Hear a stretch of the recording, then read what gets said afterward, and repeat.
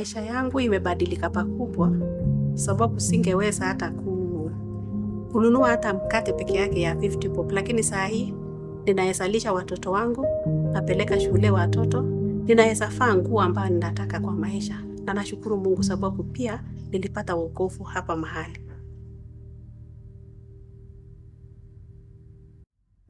We started the ministry of Homecare because I saw a need. Your unfailing love silence my enemies, destroy all my foes, for I am your servant. I was going to a big church, one of the big churches in Kenya, and every Sunday the pastors would be announcing the groups that we would be meeting after the church. Couples here, the widows there, and the single mothers. And I said, God, where do I fit? Where do I go to fellowship? I want to grow. I want to associate with others. My husband at that time had not accepted the Lord. So when I asked him that we go to the couples fellowship, he said no. So at this point, the Lord said in my spirit that, Judy, this is not a time for pity party. Whenever you see a need, you need to start asking yourself, what is the solution? So I said, in this case, Lord, what is the solution? And he put in my heart, call other women whose husbands are not born again like yourself and start a ministry and pray. And that's exactly what I did. We moved from town to Gong Road, and immediately we came to Gong Road. Women from Kibera started coming. They would join because we are near Kibera. So as the women would go to work or from work, they would come and join us.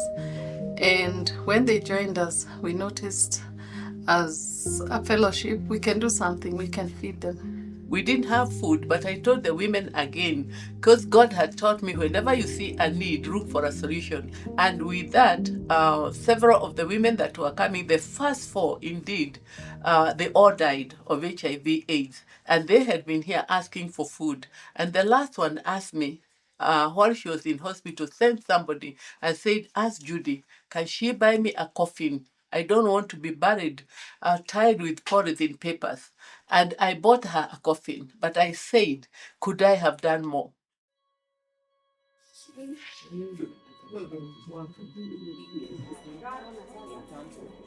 That was the beginning of the different programs that we have now, because we decided we are going to be feeding these women. And Fadhili is a program that we have for HIV positive women. We bring them together so they can have a fellowship of people who are like-minded, going through the same issues, encourage each other, and get encouraged. Wala msifuatishe namna ya dunia hii, bali mgeuzwe kwa kufanywa upya nia zenu. Nimekuwa hapa Homecare for 5 good years. Nilikuja Homecare through a friend ambaye alinipata nikiwa na shida, sikuwa nasikia poa, akakuja akanileta akaniintroduce hapa, nao wakanichukua. Kufika hapa nilipata kama wanafanya devotion. Through devotion niliokoka, nilipata kama sijaokoka, na nimefaidika kwa hii Homecare sana. Mimi ni single parent na niko na watoto 3 vijana. So nilifaidika, tulikuwa tunapewa chakula, tunapelekea watoto, na nimefundishwa hadi biashara. Hapo nyuma nilikuwa nafanya biashara but haikuwa inaenda through, nilikuwa naanzisha na inaisha. Na tulifundishwa biashara hapa, nikafundishwa mambo ya records. Ukifanya biashara lazima uwe na records, na imenisaidia kutoka hiyo wakati. Hiyo biashara imeniwezesha kusomesha watoto, na hapo pia nikaweza kusomesha watoto. Niko na watoto 2 wamegraduate Nairobi University, na niko na mwingine ako form 3, na 2, mmoja ako junior secondary na mwingine ako class 4. Having fed them for about 2 years, I was told they are hiding the food. And the women now, they were about 40 and they were strong. And I was told they're hiding the food that we are giving. And I went to them with anger. I said, why are you hiding the food? We are trying to feed you so that you don't die. And they said, Reverend, which woman can eat the kind of food that you are giving us, and the children have not had food for about a week. That caused me to cry and again to think, what is the solution? I said, okay, eat your food, I'll feed your children. And that made us start what we are calling now OVC, Orphaned and Vulnerable Children. And that is a big program. We take 313 kids to school, different schools. We pay the fees, we raise money and pay the fees for them. And right now they're going all the way to university. We have a few graduates who are doing pretty well and they're employed. And we are employing back by asking them if they can come. And one of the amazing things they've done, they have come back to train these kids who are now in school and do like tuition for them.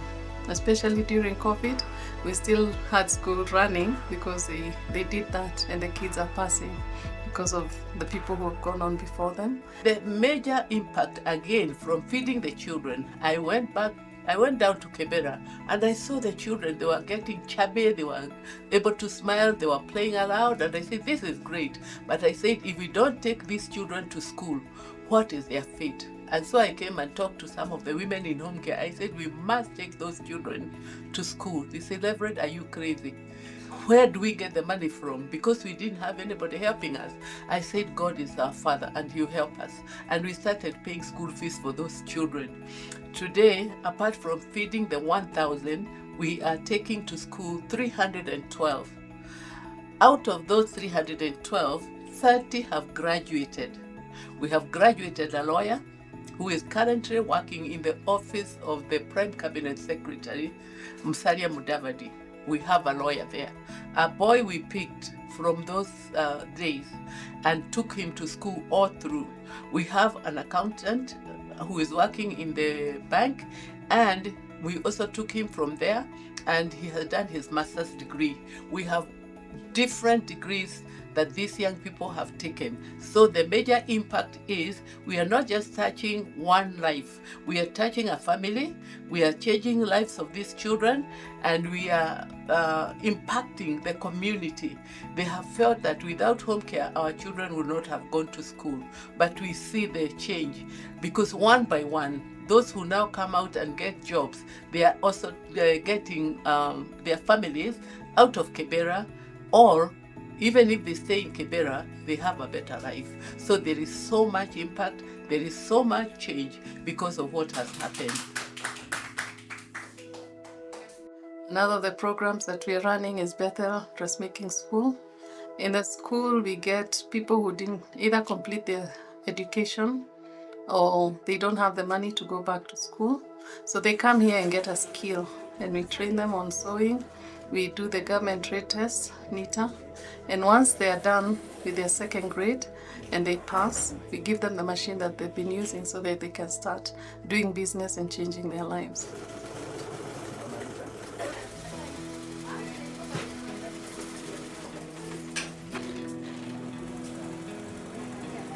I'm one of the beneficiaries ambayo nilisoma hii shule. 2014 nikakuja na nikajoin na nikafanya mtihani zangu zote nikapita. So ikaitwa interview na nikakuja nikafanya interview na nika qualify kuwa mwalimu. Anashukuru Mungu. Maisha yangu imebadilika pakubwa sababu singeweza hata kununua hata mkate peke yake ya 50 bob, lakini saa hii ninawezalisha watoto wangu, napeleka shule watoto, ninaweza vaa nguo ambayo ninataka kwa maisha. Na nashukuru Mungu sababu pia nilipata wokovu hapa mahali. When I came to Homecare, I knew nothing about sewing. So my teacher welcomed me. He taught me even though I was traveling. She was ever patient with me. And I went for my grade 3 exam and I passed. And I'm very proud of myself because people out there can call me Fundi. They can print coats for me to sew for them. Either new or repair, they can do. Which is really good because now I have a skill of my own, which nobody will take away from me. We also are on media, and we have TV and radio, Every Sunday in the morning, we have a program from Homecare at 8:30, and every evening we also have a program at 7:30 that runs. So we are trying to get as many people to hear the word in as many ways as we can.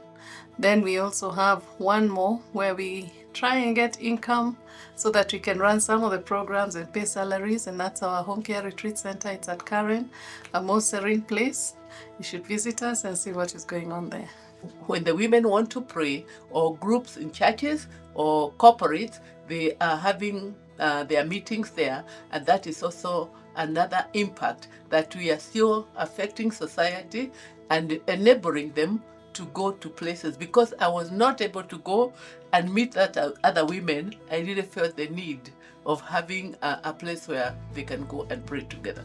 Right now we are putting up a structure, prayer and training center, and we believe that it is going to transform the community even in a bigger way. The prayer and training center is going to be a game changer for this community, and it's going to be a big game changer for them because they have a place they can come to.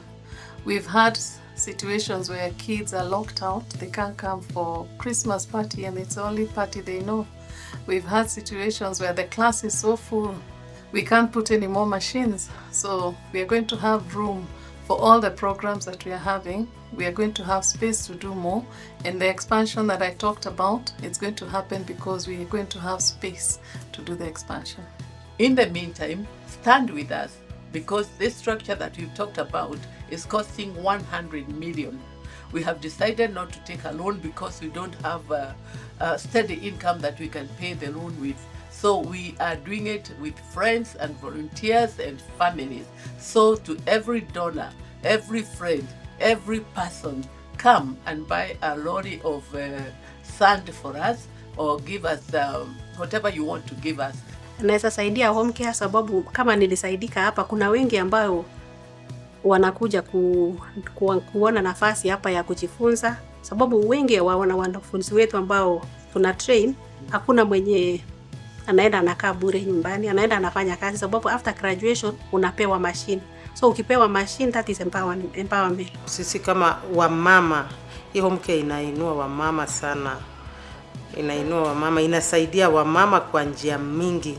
Unajua Kibera, wamama wengi, wengine wako widows, wengine wako single, na wanashindwa hata kulipia watoto fee.